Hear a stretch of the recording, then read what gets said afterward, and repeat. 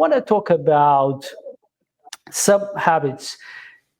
What is that one habit that has been overlooked by many leaders, underestimated, or never been recognized, which you think could take someone's emotional intelligence to the next level?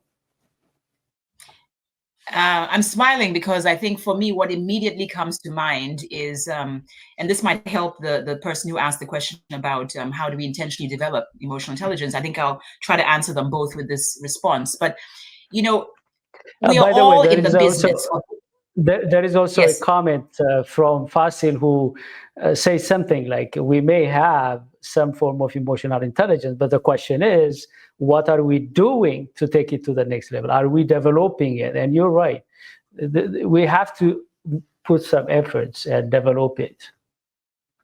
Mm-hmm. Yeah, absolutely. And Fasil, thank you for that point. So, as I was saying, that we're all in the business of influencing others, whether we know it or not. It's not just about title.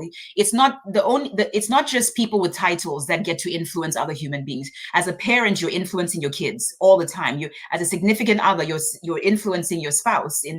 We are all, as human beings, in the business of influencing others, positive or negative, right? And we want to ideally do it positively. So one of the things I think is habits that's most overlooked by leaders is to care about what I call the emotional aftertaste that you are leaving behind in your interactions with others.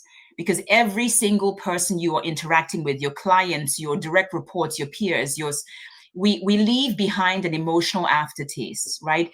People feel a certain way having been in our presence. It's typically sweet or sour. And a lot of leaders, the one way to develop a habit that helps you better influence others is to do what I call shape the experience. So every chance you get in advance of interacting with anyone, if you take even 5 minutes before that interaction, because you don't always have time to pre-plan this, but whenever you have an opportunity, even if it's 1 minute before an all-hands meeting, to think of one emotion you would like the interacting party to feel by the time they leave your presence. Now, it's not a guarantee. Nothing in life is a guarantee that they're going to feel that way, because your goal is not to control how people feel, but it's to influence as best as you can how you leave people feeling. So if you focus on one emotion, right? Like AZ, if I want you to feel inspired by the time you're done with this conversation with me, you better believe that was actually one of my intentions. I wanted you to, and your listeners, to feel inspired. And so it's influencing my choice of words, my body language, how I'm paying attention, how I'm listening to you, my tone of voice, my energy level, right? Because I want to increase the chances that your people will leave feeling inspired. If I don't care about how you feel, I can't influence you, because this is the thing I say often. In your interactions with other people, do people crave your presence or do they crave your absence, right?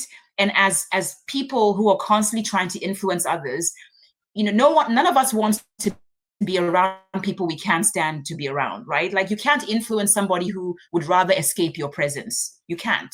You can threaten them, you can bully them, you can't influence them and inspire them.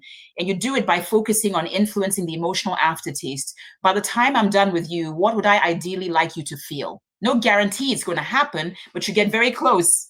You get very close because you are choosing words wisely. You're thinking about them. You're not trying to control that emotion in them. You're just doing what you can to influence it.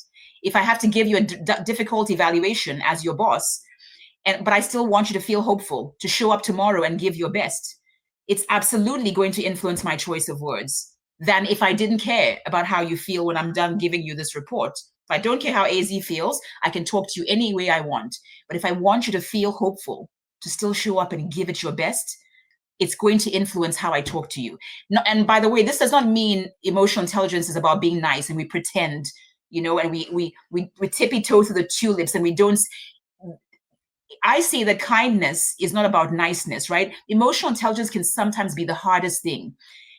But the people who are emotionally intelligent as leaders will embrace the difficult conversation because they understand they're going to do it with the best possible intention and the best choice of words.